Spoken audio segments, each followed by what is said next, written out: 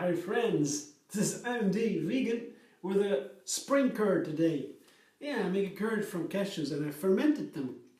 That is so easy. You just soak the cashews overnight, you rinse it, drain it, and put the cashews without the water into a sealed container in the fridge.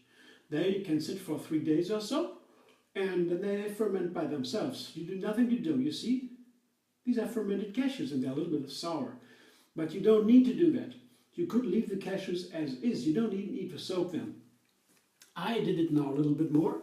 I had to soak some cashews and they were left in the fridge. I had to do other things.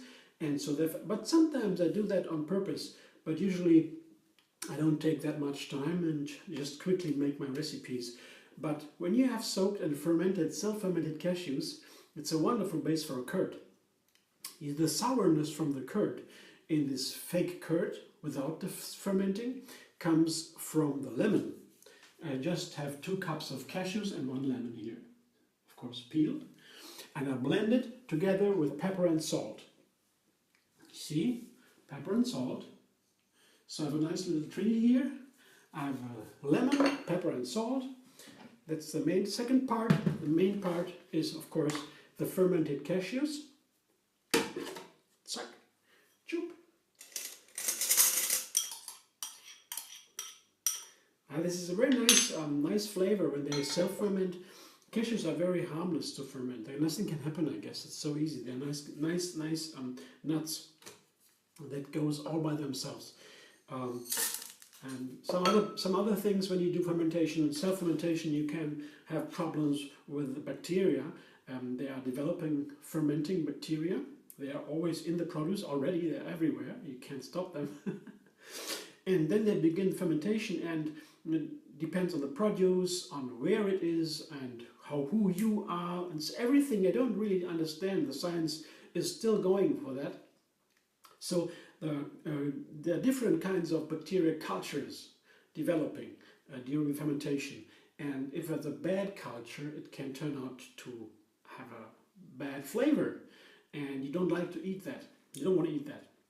But with the cashews, it is so easy. I have never had any problem by self-fermenting cashews. Other nuts is different, and seeds, and also veggies, and so everything can ferment. And it always depends on the circumstances and many factors we don't even understand yet. So some water is going in there to make a nice creamy texture. Curd is a little bit firm, is a little bit creamy, a little bit firm. So a little bit of water will be enough. And already I begin the blender dance.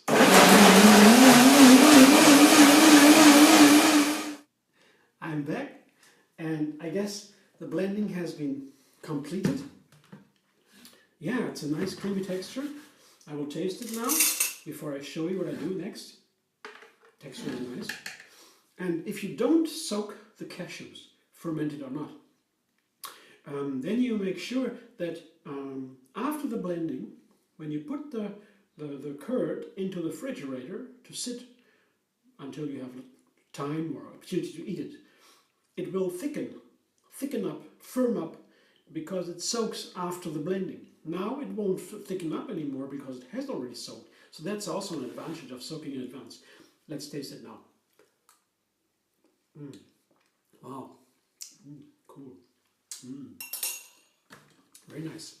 It's sour like a curd should be. And I wonder, yeah, I have plenty of salt. It's perfect. What I'll show you.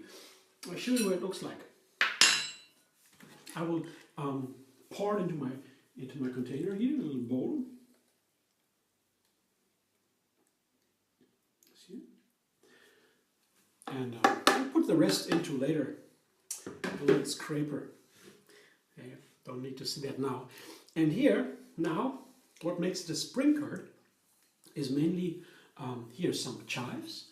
I have a nice bunch of chives. I was in the marketplace and found a beautiful bunch of chives, and I said, wow, that's the perfect combination for my curd. I wanted to make a spring curd for some while.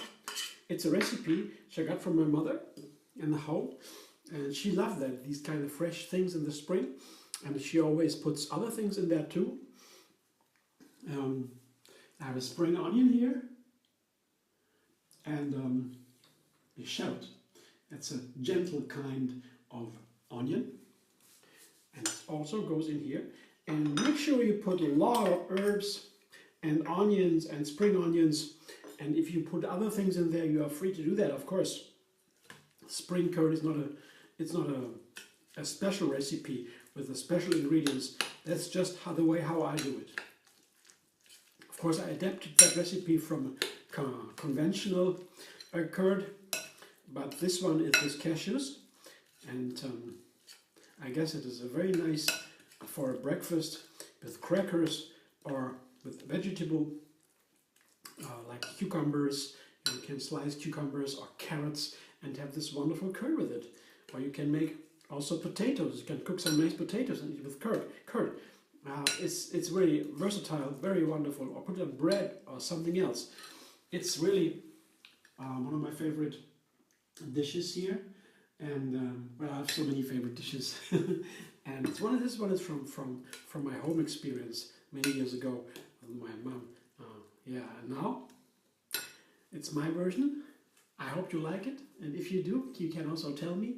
I would be glad to hear from you, and you can subscribe MD Vegan on YouTube. Have another recipe every single day, and you find me on Facebook too, on Twitter, Instagram, and Pinterest. I hope to see you soon.